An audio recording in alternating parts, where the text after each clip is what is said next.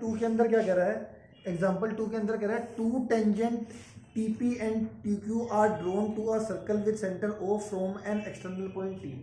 तो ये हमारे को देखो डायग्राम गिवन है, ये हमारे को सर्कल भी दे रखा है, T एक्सटर्नल पॉइंट T से TP और TQ दो टेंजेंट दे रखे हैं, ठीक है जी।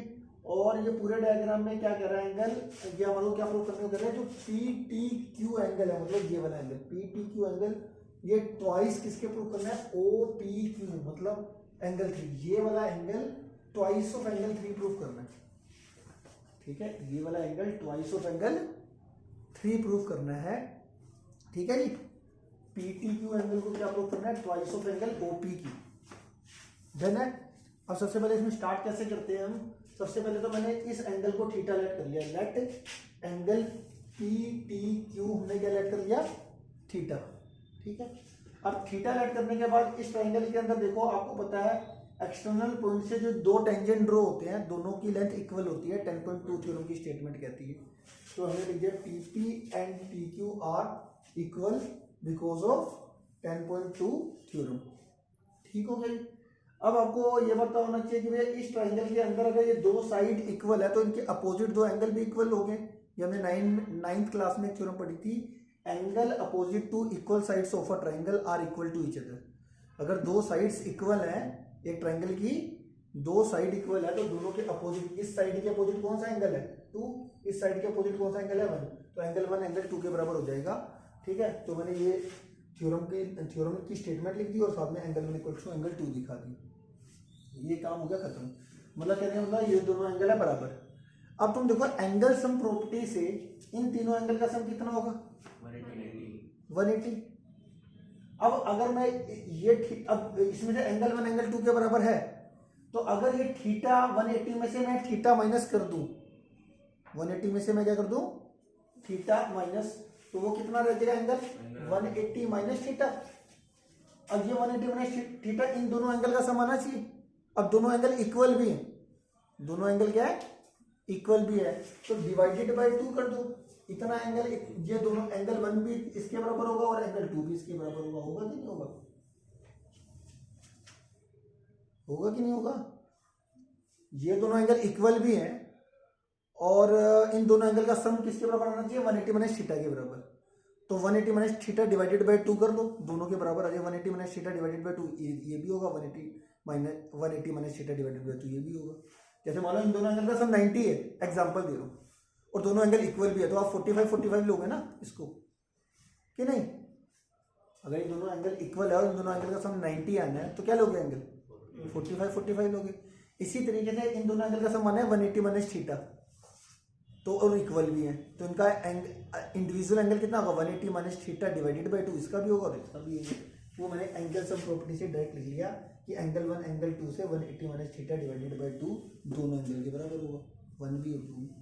इस 2 को मैंने इस 180 को 2 से डिवाइड करके 90 आ गया, थीटा को डिवाइडेड बाय 2 करके थीटा बाय 2 आ गया। ये हमारा एंगल 1 इक्वल टू एंगल 2, ये 180 minus theta divide 90 minus theta divided by 2 आ गया। क्लियर है इतना कि नहीं।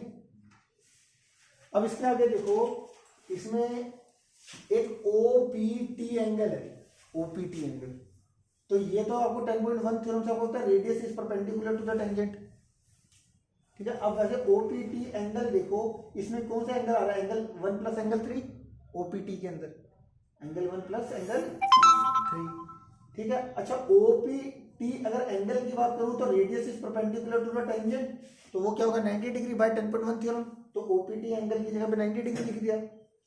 एंगल 3 की जगह पे तो एंगल 3 लिख दिया क्योंकि वो तो हमें 2 प्रूफ में चाहिए, और एंगल 1 हमारा कितना दिखा था 90 माइनस थीटा बाय 2, तो एंगल 1 की जगह पे मैंने 90 माइनस थीटा बाय 2 लिख लिया। अब यहाँ पे इसको आप इक्वेशन 1 देके यहाँ से आप फ्रॉम 1 भी लिख सकते हो, फ्रॉम 1 से मैंने एंगल 1 की वैल्यू ये पुट कर दी 90 माइनस थीटा बाय 2, ठीक है। अब ये 90 से 90 काट दिया और ये माइनस थीटा बाय 2 को लेफ्ट साइड भेज दिया, प्लस थीटा बाय 2 आ गया। अब ये थीटा क्या था, थीटा ये वाला एंगल था, तो थीटा को मैंने क्या लिख दिया PTQ, थीटा को लिख दिया PTQ, और ये 2 को क्रॉस मल्टीप्लाई करके उधर भेज दिया, और जो एंगल 3 है वो क्या था OPQ, एंगल 3 को OPQ लिख दिया, एंगल थीटा को PTQ लिख दिया। यही हमें प्रूफ करना है, ठीक है। कोई बात इसमें से नहीं समझ में, एग्जाम्पल 2 में मुझको बता दो। हाँ जी देखो, ये एग्जाम्पल 3 के अंदर देखो, एग्जाम्पल 3 के अंदर आपको क्या दे रखा है, बड़ा इंपॉर्टेंट क्वेश्चन है, बहुत आता है ये क्वेश्चन भी। एग्जाम्पल 2 एग्जाम्पल 3 बहुत आते हैं। देखो इसके अंदर ना क्वेश्चन दे रखा है, आपके पास एक सर्कल दे रखा है, इस सर्कल का रेडियस दे रखा है 5 सेंटीमीटर, डायग्राम ठीक है, रेडियस कितना दे रखा है 5 सेंटीमीटर, ये जो कोड की लेंथ है PQ, ये पूरी कोड की लेंथ है 8 सेंटीमीटर, ठीक है। और ये एक्सटर्नल पॉइंट T से TP एंड TQ दो टेंजेंट ड्रॉ कर रखे हैं। तो इसमें फाइनली हमसे ये पूछ रहा है TP की लेंथ बता दो, TP की क्या बतानी है, लेंथ बतानी है। तो TP की लेंथ को मैंने एक्सलेट कर लिया, ठीक है जी। और ये सारा मैंने ये डायग्राम बना दिया। धीरे धीरे 1 बाय 1 आपको मैं बताता हूँ कि क्या क्या करना है।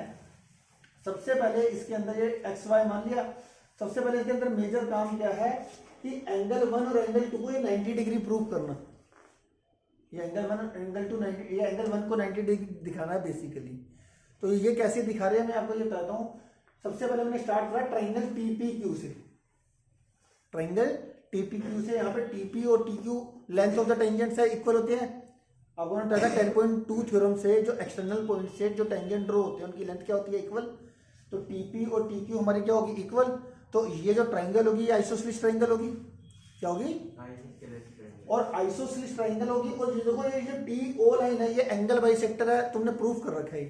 TO क्या है, इस एंगल का एंगल बाइसेक्टर है, इस एंगल का। ये एंगल 1 इक्वल टू एंगल 2 होता है। याद है किसमें किया था, ये इसी में किया था। जैसे कि मान लो जो जिसमें length of the tangent equal दिखलाई थी ना, तो उसमें तुमने कॉन्ग्रुएंट दिखाया था ना RHS से, तो बाय CPCT से एंगल 1 एंगल 2 भी होगा। तो यहाँ पे TO एंगल बाइसेक्टर होता है, ठीक है।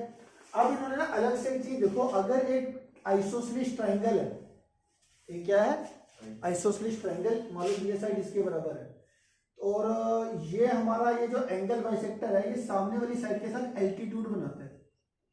ये एक थ्योरम है, ठीक है, रिजल्ट है कह सकते हैं आप, कि अगर एक आइसोसेलेस ट्राइंगल है और उसमें एक जो एंगल बाइसेक्टर है वो सामने वाली साइड के साथ क्या बनाता है, एल्टीट्यूड बनाता है। एल्टीट्यूड का मतलब है 90 डिग्री बनाएगा। इसी तरीके से देखो ये TO एंगल बाइसेक्टर भी है और ये ट्राइंगल आइसोसेलेस भी है। तो एंगल 1 ये जो सामने वाली साइड के साथ आइसोसेलेस ट्राइंगल के सामने वाली साइड के साथ क्या बनाएगा, 90 डिग्री। ये मैंने 90 डिग्री बना दिया, ये मैंने सारा यहां तक लिख दिया, ठीक है। अब ये 90 डिग्री बनाएगा तो ये भी 90 डिग्री बनाएगा। एंगल सम प्रॉपर्टी से एंगल 1 एंगल 2 दोनों ही 90 डिग्री हो जाएंगे। एंगल 1 एंगल 2 अगर 90 डिग्री हो गए तो इस ट्राइंगल में, ठीक है।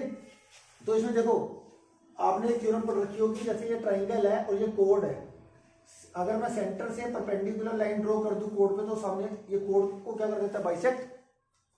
तो यहाँ पे ये 8 पूरी थी तो ये OR परपेंडिकुलर टू PQ है, तो ये इसका मतलब है ये बाइसेक्ट हो रही होगी। PQ को OR ने PQ को क्या करते होगा, बाइसेक्ट।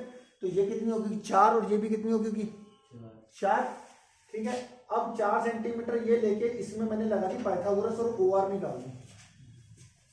ये सारा मैंने यहाँ तक लिख दिया, ठीक है।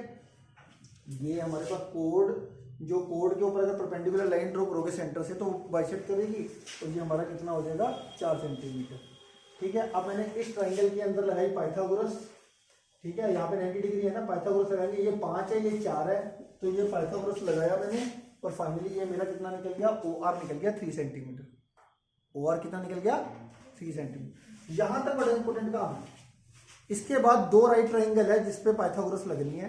वो 2 राइट ट्राइंगल कौन से, एक तो ये वाली जिसमें X और Y दोनों है, मतलब ये PTR में, इसमें PTR के अंदर ये एंगल 1 पे 90 डिग्री है ना, एंगल 1 90 डिग्री है, तो हाइपोटेनस क्या हो गया X का स्क्वायर इक्वल टू Y का स्क्वायर प्लस 4 का स्क्वायर। एक तो ये आ गई राइट ट्राइंगल। एक राइट ट्राइंगल कौन सी है, ये O, यहाँ पे जो radius is perpendicular to tangent है, OPT। इसमें अगर मैं देखूंगा तो एंगल 1 मैंने दिखा दिया, एंगल 3 पे 90 डिग्री है, इसलिए ये राइट ट्राइंगल बन गई। और यहाँ पे एंगल 90 डिग्री के सामने कितनी है, OT हाइपोटेनियस है, तो OT की लेंथ कितनी होगी, ये यहाँ से लेके यहाँ तक तो y माना था और ये 3 निकाला था, तो y प्लस 3 का whole square is equal to 5 का स्क्वायर प्लस x का स्क्वायर, 5 का स्क्वायर प्लस x का स्क्वायर, ठीक है। 5 का स्क्वायर प्लस x का स्क्वायर। इधर a प्लस b का होल स्क्वायर खोल दिया, a square plus b square plus 2ab करेंगे तो 6y आ जाएगा। अब ये इक्वेशन 1 थी, ये इक्वेशन 2 थी। 1 2 ये हमने क्या करा, 1 को 2 में से माइनस कर दिया, 1 को किस में से माइनस कर दिया, तो जो वाई स्क्वायर वाली साइड है उसको वाई स्क्वायर में से माइनस करना, जो एक्स स्क्वायर वाली साइड है उसको एक्स स्क्वायर में से माइनस करना। तो इसमें से इसको माइनस करेंगे, वाई स्क्वायर से वाई स्क्वायर कट जाएगा, 6y रह जाएगा, और 9 में से 16 गया -7, 9 - 16 -7 आ गया, और इसको इसमें से एक्स स्क्वायर से एक्स स्क्वायर कट गया, 25 रह जाएगा यहाँ। ठीक है, ये -7 को उधर भेज दो, +7 आ गया, 30, ये कितना होगा 32, और डिवाइडेड में ये 6 चले जाएगा, -7 उधर जाके +7 32, और ये 6 डिवाइड में जाके 32/6 कटिंग करके 16/3 आ गया। y की वैल्यू कितनी आ गई 16/3। अब इस y की वैल्यू 16/3 को आपने इस इक्वेशन में पुट कर देना, इक्वेशन 1, y की वैल्यू 16/3 ये पुट करी, एलसीएम लेके फाइनली हमारा x की वैल्यू 20/3 आ गई। x क्या था हमारा TP, ये हमें निकालना था। ठीक है, इस क्वेश्चन को भी 2 बार करना है।